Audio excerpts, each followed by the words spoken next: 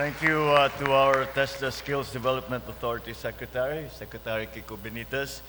Please take your seats. The DepEd Secretary, Sani Angara, and the other members of the Cabinet.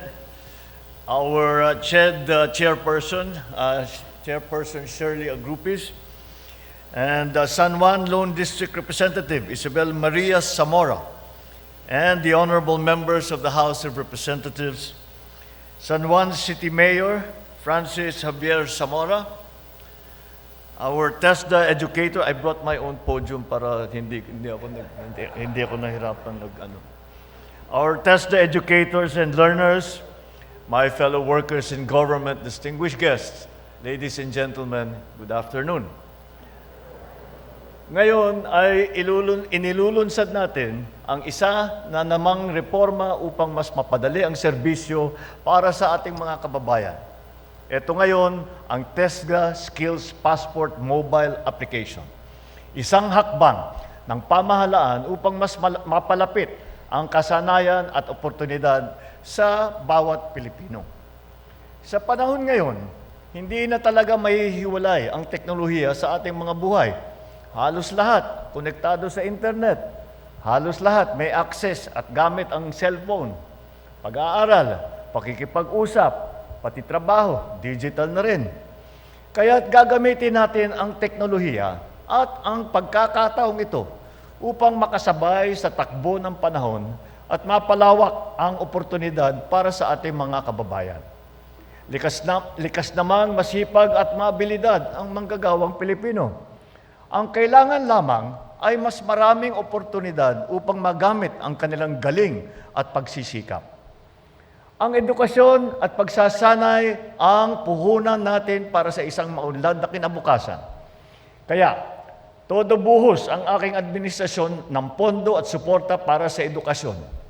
Lagpas sa 1 trilyong piso ang inilaan natin para sa edukasyon ngayong taon.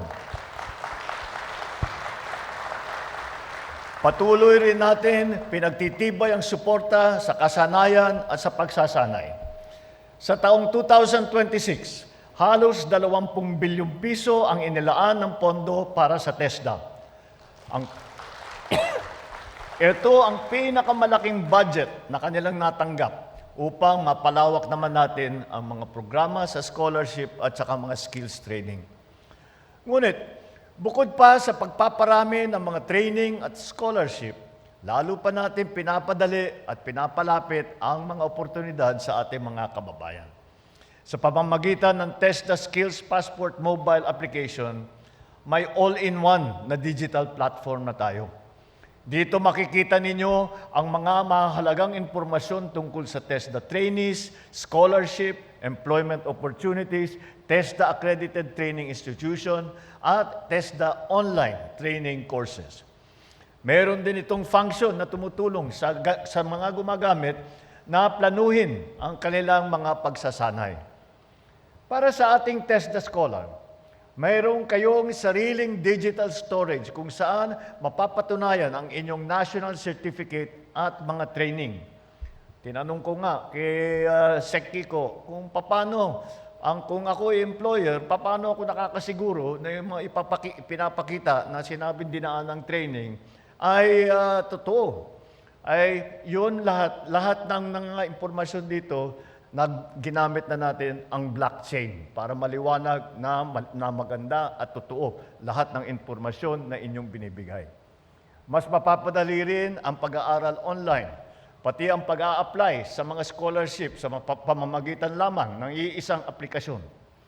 Bukod dito, mayroon ding online AI assistant na handang tumugon sa inyong mga katanungan anumang oras. At bilang TESDA certified, magkakaroon kayo ng access sa mga serbisyong mag-uugnay sa inyo sa mga oportunidad sa trabaho. Maaari rin itong ituring bilang isang job portal site.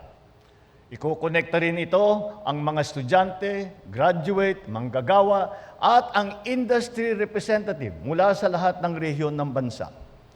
Ang TESDA Skills Passport mobile app ay isang maaasahan na magagamit natin sa digital space. Maliban sa pagtiyak ng integridad at kredibilidad ng mga credential ng bawat user, protektado pa ito at ang personal na impormasyon. Mga kababayan, asahan ninyo na kami sa pamahalaan ay hindi titigil sa trabaho upang tulungan na kayo ay guminhawa ang inyong mga buhay.